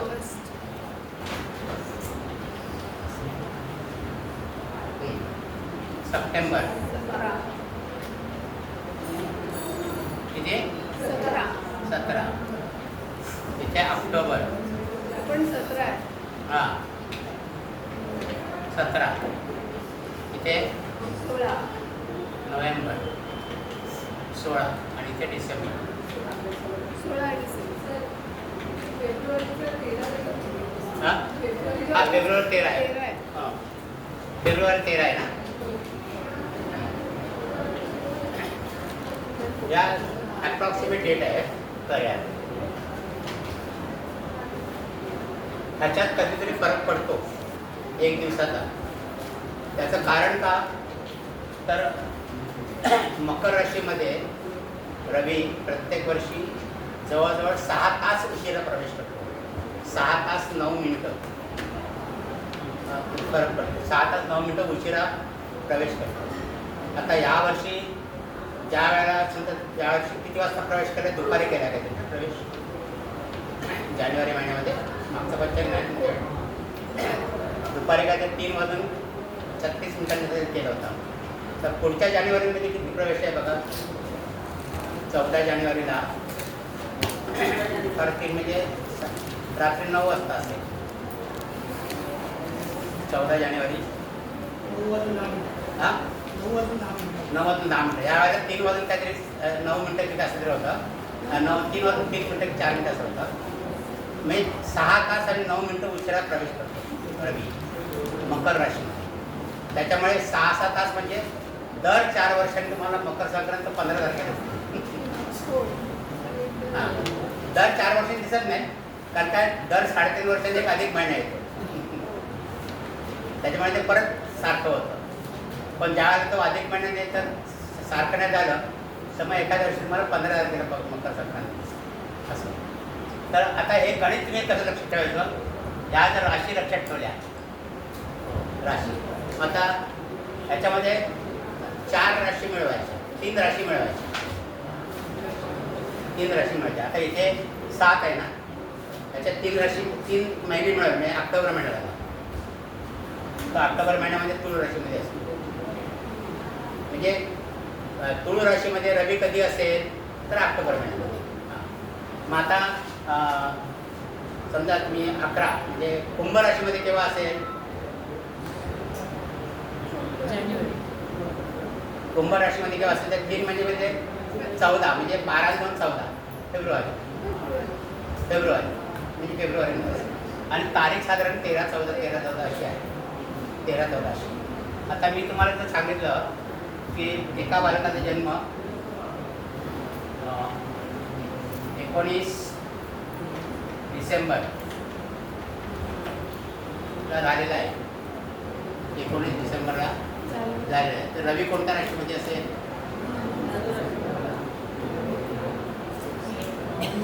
मकर राशी. हां धनु राशीमध्ये असेल ना, धनुराशी. कारण 19 डिसेंबर आहे 16 आणि तो डिसेंबरला तो आहे. 16 तारखेला जातो डिसेंबरमध्ये. ते 19 डिसेंबरला तो म्हणजे 19 डिसेंबरला कोणती राशी असणार आहे, धनु राशीमध्ये असणार आहे.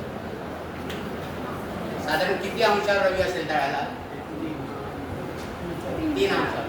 रोज साधारण 1 अंश जातो ना, म्हणजे 16 तारखेला 1 अंश धरला, 17, 18, 19 म्हणजे 3 अंशावरती असणार.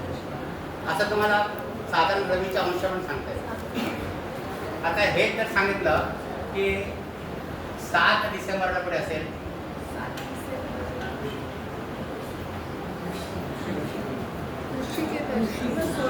वृश्चिकेमध्ये असेल ना, 7 डिसेंबरला वृश्चिकेमध्ये असेल. म्हणजे आता जन्मतारखेवर रवी कोणत्या राशीत असेल तुम्हाला ओळखता येईल. किती अंशावर असेल 7 डिसेंबरला, म्हणजे आता नोव्हेंबरला बघा 16 नोव्हेंबरला प्रवेश करतो, म्हणजे 16 आणि नोव्हेंबरचे 30 म्हणजे 14 दिवस ते झाले. 14 आणि 7 21 म्हणजे साधारण 21 अंशावरती असते, 21 अंशावरती असते. 21 अंशावरती म्हणजे कोणत्या नक्षत्रात असेल रवी, वृश्चिक राशीमध्ये 21 अंश ज्येष्ठा नक्षत्र. 16:40 नंतर ज्येष्ठ नक्षत्र असतं ना, म्हणजे पंचांग न बघता पण तुम्हाला एवढं सांगता आलं पाहिजे असं. म्हणजे राशी नक्षत्र जर तुम्ही पाठ केली व्यवस्थित तर जन्म कोणत्या वेळेला झाला आहे, मला पण असंच पूर्व वाटायचं, पण नंतर सरावाने यायला लागलं सगळं. किती व्याप नाही, हां किती व्याप नाही. कशाला व्याप, डोक्याला चालना पाहिजे तुमच्या. म्हणजे त्याच्यावर म्हणजे कुंडली कोणती तुमच्याकडे आली तर लगेच तुम्हाला सांगता आलं पाहिजे की रवी कोणत्या राशीमध्ये असणार, राशीमध्ये असेल कोणत्या महिन्यातला जन्म आहे तुम्हाला सांगता आलं पाहिजे रविवारला. मग रवी कोणत्या स्थानामध्ये आहे त्यावेळेला तुम्ही वेळ सांगू शकता. रवी कोणत्या स्थानामध्ये आहे तिथे असेल तर सकाळी सूर्योदयाची वेळ असते, म्हणजे 6 ते 8 साधारण, 8 ते 10, 10 ते 12, 12 ते 2 असं तुम्हाला अंदाज टाईम सांगता येईल. चंद्र आणि रवीमधनं तुम्हाला किती सांगता येईल. आता समजा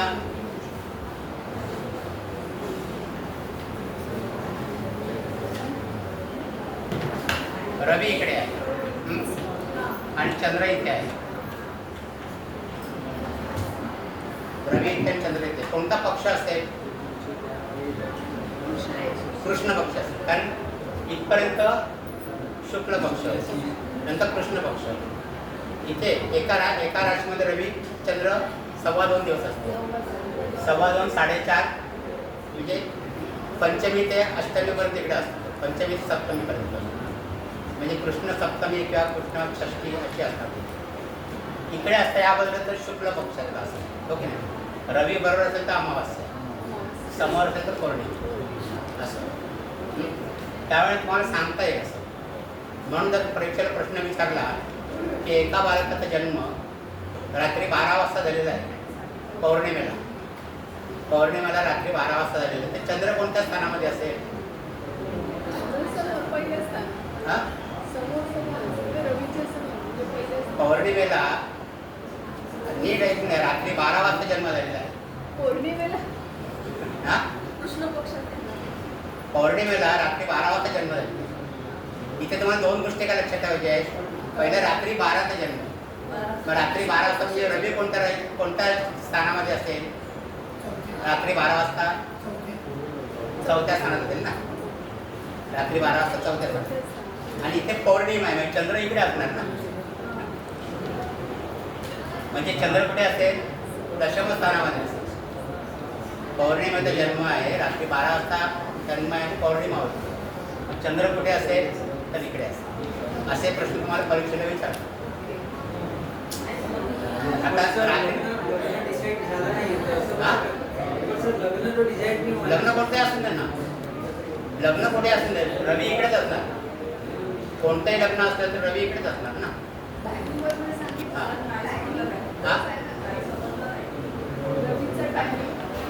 नाही, आता आपण रवीचा विचार करतो ना. रवी कोणत्या महिन्यात कोणत्या राशीमध्ये असते तुम्हाला कळलं. कोणत्या महिन्यात कोणत्या राशीमध्ये असतो किंवा कोणत्या राशीमध्ये कोणत्या महिन्यात असते ते पण सांगता येतं आपल्याला. त्या महिन्यात मेषमध्ये, मग मेष राशी म्हणजे 1 नंबरची, म्हणजे एप्रिल महिन्यात. आता 14 एप्रिल ते 14 मे, 14 तारखेला प्रवेश करतो. म्हणजे एप्रिल महिना इथे आहे ना बघा, मेष राशी म्हणजे एप्रिल महिन्यामध्ये प्रवेश केलेला आहे. त्याच्यावर म्हणजे कुंडली जर तुमच्या समोर आली आणि जन्मतारीख बघायच्या अगोदर तुम्हाला या गोष्टी लक्षात येतात की रवी कोणत्या राशीमध्ये आहे, म्हणजे कोणत्या महिन्याचा जन्म आहे ते तुम्हाला कळेल. रवी किती अंशावरती आहे त्या 2 महिन्याचा फरक तुम्हाला कळेल. म्हणजे एप्रिलमधला आहे की मेमधला आहे. मेष राशीमध्येच आहे रवी, पण तो एप्रिलमधला आहे की 14 मेच्या अगोदरचा आहे हे तुम्हाला रवीच्या अंशावरनं कळेल. परत कोणत्या वेळेचा जन्म आहे ते रवी कोणत्या स्थानामध्ये त्याच्याकडे. म्हणजे एप्रिल महिन्यामध्ये मेष राशी ही रवीबरोबर फिरत राहणार. सकाळी 6 ते 8 इकडे असणार मेष, नंतर इकडे असणार, नंतर इकडे असणार. म्हणजे रवी ज्या राशीमध्ये असेल ते मेष राशीच असणार, कुठेही असतात एप्रिल महिन्यामध्ये. मग ती राशी कोणत्या वेळेस तुम्हाला कोणत्या वेळेला जन्म झाला ते कळेल.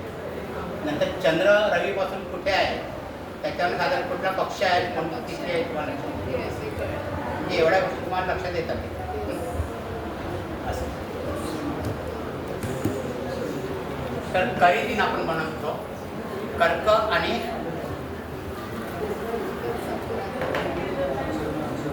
कर्क आणि मकर संक्रांत. दुसरी आहे भाऊका अमावास्या. भाऊका अमावास्या कधी असते?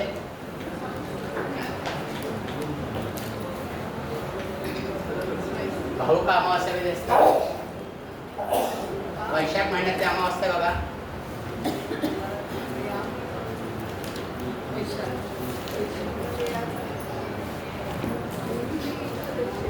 वैशाख महिन्यातली अमावास्या आहे का? मोहिनी एकादशी. अमावास्या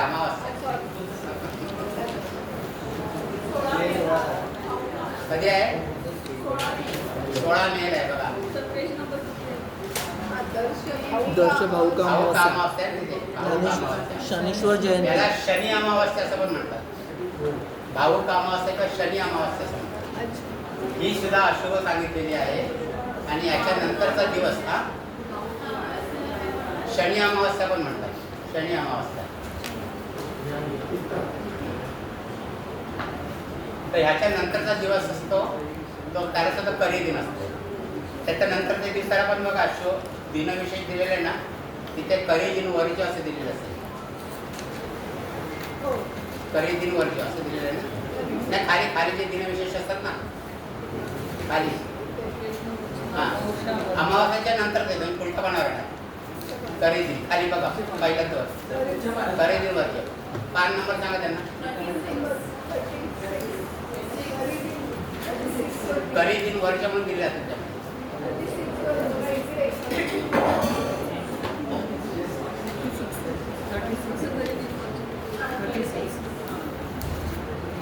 मिळालं भावक अमावस्या तिसरं होळी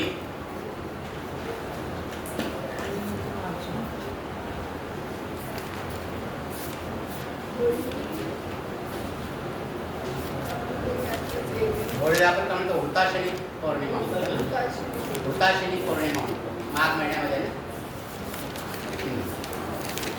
होळी आणि होळीच्या नंतरचा दिवस जो असतो आपण त्याला रंगपंचमी खेळतो इकडे पण रंगपंचमी 5 दिवसांनी असते होळीच्या नंतर आपण दुसऱ्या दिवशी करतो इथे म्हणजे होळीचा दुसरा दिवस जो असतो तो अशुभ असतो तरी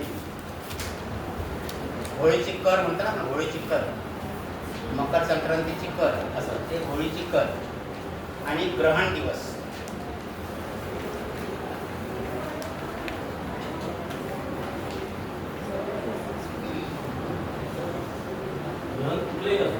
कोणते ग्रहण असो त्याचा दुसरा दिवस ग्रहणाचा दुसरा दिवस त्याला खरेदी म्हणजे एवढे खरेदी नाही हा सुद्धा प्रश्न तुम्हाला विचारतात परीक्षेमध्ये की खरेदी किती आहे कोणते आहे खरेदी कोणते हा प्रश्न तुम्हाला येतो परीक्षेमध्ये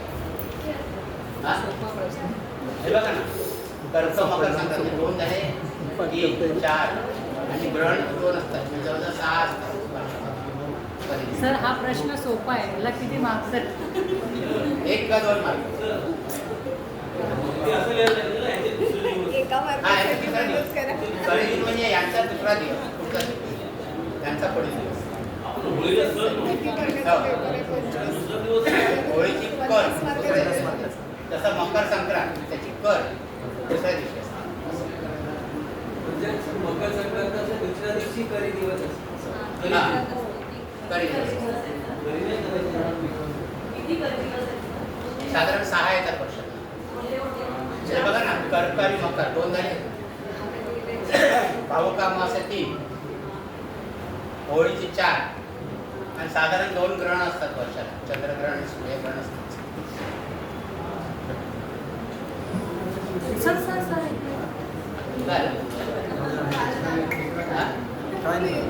नाही लिहिलं का याच्यात नाही असं झालेलं आहे व्हिडिओमध्ये व्हिडिओमध्ये आहे नंतर एक गजट छाया पर्व आहे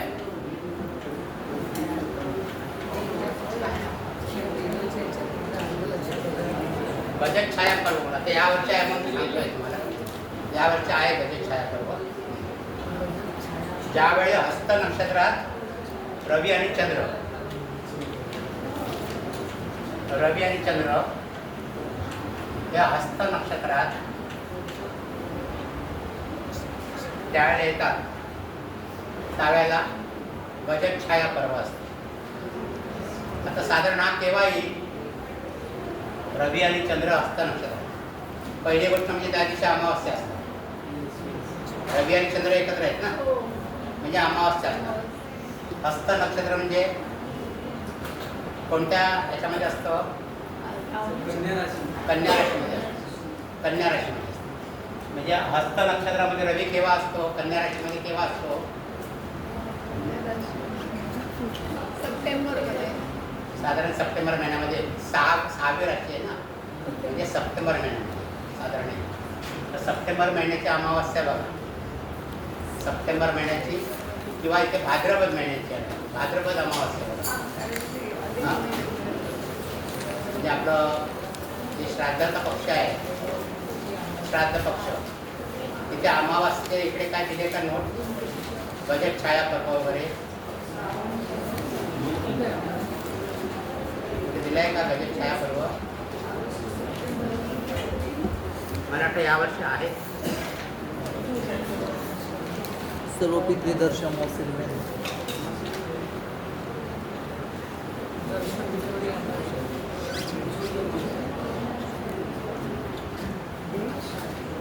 तेव्हा ना वरती चौकटीत दिले बघा अमावस्या श्राद्ध आहे ना चौकट आहे ना वरती 54 नंबर पान, 54 नंबर पान.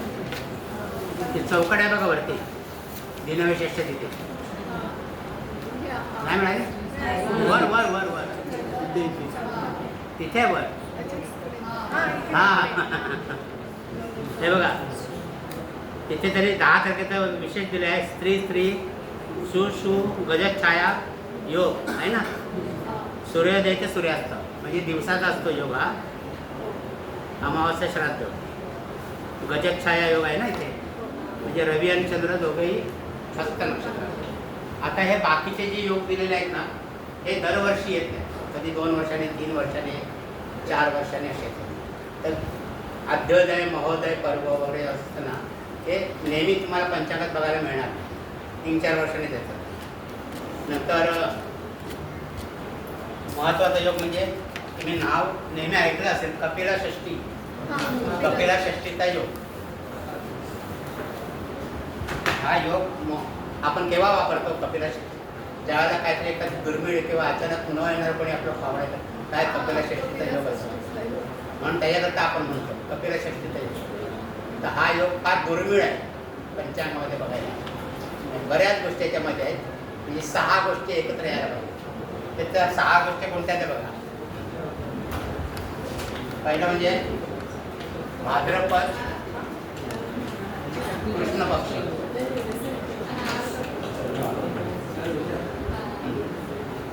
दोन म्हणजे षष्ठी तिथी. कपिला षष्ठी आपण म्हणतो ना म्हणून षष्ठी तिथी. तिसरा त्या दिवशी मंगळवार असला पाहिजे.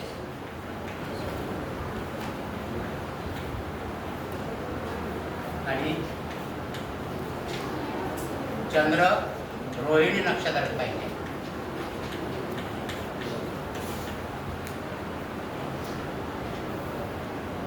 सूर्य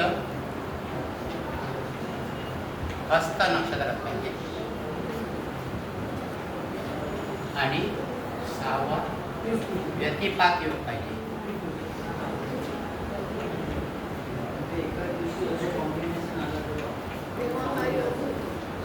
या 6 कॉम्बिनेशन ज्यावेळेला एकत्र येतील त्यावेळेला कपिला षष्ठी योग. व्यतिपात व्यतिपात योग. भाद्रपद कृष्ण पक्ष म्हणजे भाद्रपद कृष्ण पक्ष म्हणजे आपला श्राद्ध पक्ष येतो हो की नाही. नंतर षष्ठी तिथी पाहिजे. षष्ठी भाद्रपद षष्ठी मंगळवार पाहिजे. त्याची चंद्र रोहिणी नक्षत्रात पाहिजे. म्हणजे कोणत्या राशीत असेल? चंद्र वृषभ राशी. सूर्य हस्त नक्षत्रात म्हणजे कोणत्या राशीमध्ये? कन्या राशीमध्ये. म्हणजे वृषभ राशी आणि कन्या राशी एकमेकांत 5व्या राशी आहेत. 9वा पंचमयोग म्हणतात. आणि व्यतिपात योग असे हे 6च्या 6 योग एकत्र आले या मंगळवारी आणि भाद्रपद पक्षाला षष्ठी तिथीला तर कपिला षष्ठीचा योग. आणि हा योग जवळजवळ 60 वर्षात नाही आहे. 60 वर्षात नाही आहे.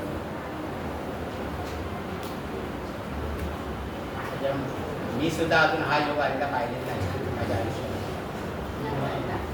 आणि जर तुम्हाला सांगण्याकरता म्हणून त्याची गुगल बाबाला विचारलं तर त्याने त्यांना 1900 सालामध्ये आलेल्या काय मग त्याला म्हटलं 1800 सालामध्ये कधी आला होता तर 1800 सालामध्ये पण नाही आलेलं. नाही सॉरी 20व्या शतकात आला. 2000 पासून आला. 19व्या शतकात पण आला नाही. मग त्याने सांगितलं 18व्या सालात तर बघू का तर म्हटलं नको 18व्या शतकातलं नको. म्हणजे गेल्या 126 वर्षामध्ये आलेलं नाही. हा शुभयोग आहे सर. कपिला षष्ठीचा शुभयोग आहे.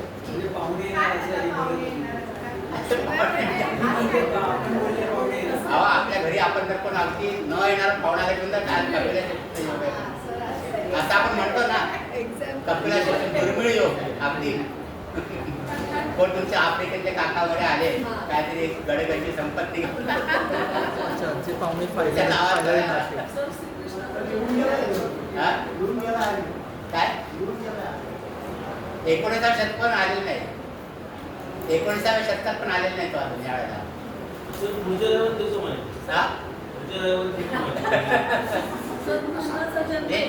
मी विचारलं गुगलला ते 1900 सालापासून आलेलं नाहीये असं त्यांनी सांगितलं. पण 60 वर्षांनी साधारण लिहितो 60 वर्ष झालं वगैरे. हां, एक 1900 सालामध्ये यायला पाहिजे, पण त्यांनी नाही पण सांगितलं.